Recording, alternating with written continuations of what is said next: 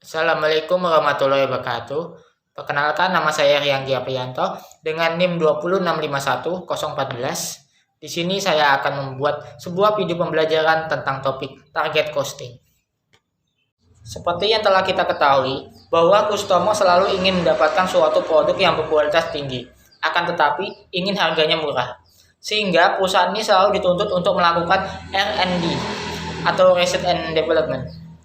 Untuk permintaan customer tersebut, perusahaan perlu menjalankan sistem manajemen biaya total yang terdiri dari yang pertama ada penentuan biaya target atau gen kaki kaku, yaitu merupakan sistem untuk mendukung proses pengurangan biaya dalam tahap desain produksi. Kemudian penentuan biaya kaizen atau gen kaizen, yaitu merupakan sistem untuk mengurangi biaya dalam proses pemanufakturan produk yang ada dengan cara-cara tertentu. Kemudian, adapun definisi dan formula target costing. Sebelum kita mengetahui tentang target costing, ada baiknya kita mengetahui dulu apa yang dimaksud dengan target cost. Target cost ini yaitu perbedaan antara harga jual produk yang diperlukan untuk mencapai pangsa pasar atau market share tertentu dengan harga persatuan yang diharapkan. Sementara target costing ini merupakan penentuan biaya yang diharapkan untuk suatu produk berdasarkan harga yang kompetitif, sehingga produk tersebut akan dapat memperoleh laba yang diharapkan. Target costing ini menentukan biaya berdasarkan harga yang kompetitif, sehingga yang menggunakan target costing ini harus sering mengadopsi ukuran-ukuran penurunan biaya yang ketat atau merancang ulang produk atau proses produksi agar dapat memenuhi harga yang ditentukan pasar, tetapi tetap mendapatkan laba. Formula dari target costing ini yaitu rumusan berikut, yaitu target costing sama dengan harga jual kompetitif dikurangi laba yang diinginkan. Dan ada pun alur kegiatan sistem tradisional dan juga target costing. Yang pertama ada alur kegiatan sistem tradisional. Untuk langkah pertama yang ditempuh ini adalah penyusunan anggaran. Kemudian setelah anggaran disusun, barulah dilakukan kegiatan produksi. Setelah proses produksi selesai, akan diketahui besarnya total biaya yang dibutuhkan dalam proses produksi tersebut. Dengan demikian, baru ditentukan besarnya harga jual dari produk dengan cara menambahkan laba yang diinginkan oleh perusahaan dengan total biaya yang terjadi. Dari total biaya plus keinginan laba ini merupakan hasil aktual dari proses produksi ini. Kemudian langkah selanjutnya adalah membandingkan dengan anggaran dengan hasil aktual atau biaya aktual dari proses produksi yang telah terjadi. Jika terdapat selisih, itulah yang dinamakan varian. Kemudian dalam target costing ini, langkah-langkahnya yaitu langkah pertama adalah dengan menentukan perkiraan harga dari suatu produk yang akan diproduksi. Setelah harga ditentukan, selanjutnya adalah menentukan laba yang diinginkan. Dengan demikian akan diketahui besarnya target cost dari produk. Kemudian langkah selanjutnya adalah menghitung estimasi biaya yang dibutuhkan dari proses produksi yang terjadi dan membandingkan dengan target costing. Selisih dari target costing dan estimasi biaya ini disebut dengan varian atau dikenal sebagai kesenjangan biaya yang harus ditutup. Kemudian adapun langkah-langkah yang dapat ditempuh agar kesenjangan biaya ini dapat ditutup.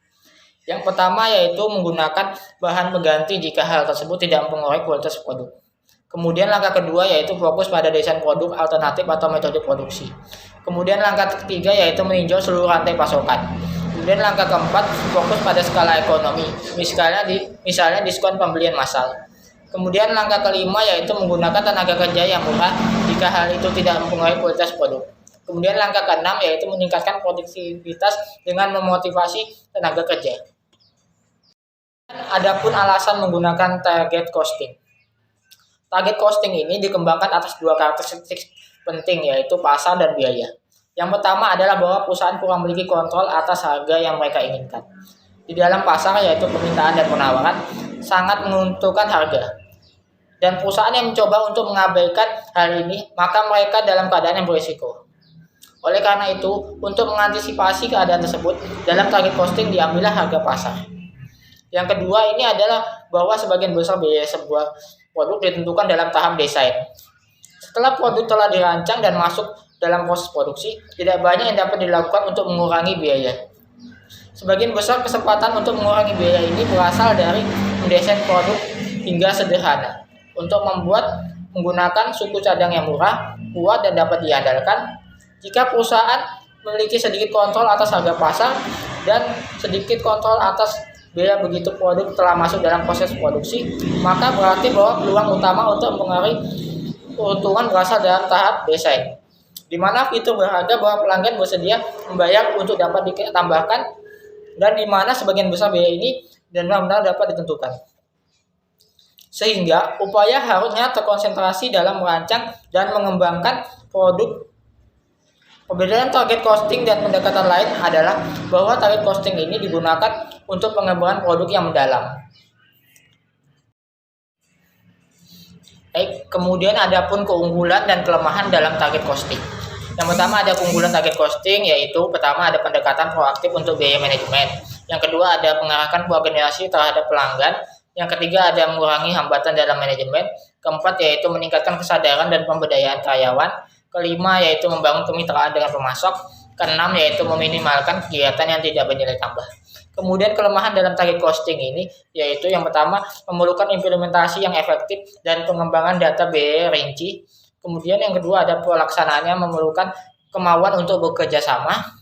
Yang ketiga yaitu membutuhkan banyak pertemuan untuk koordinasi. Yang keempat yaitu mungkin dapat mengurangi kualitas produk akibat penggunaan komponen yang murah yang mempunyai kualitas yang rendah.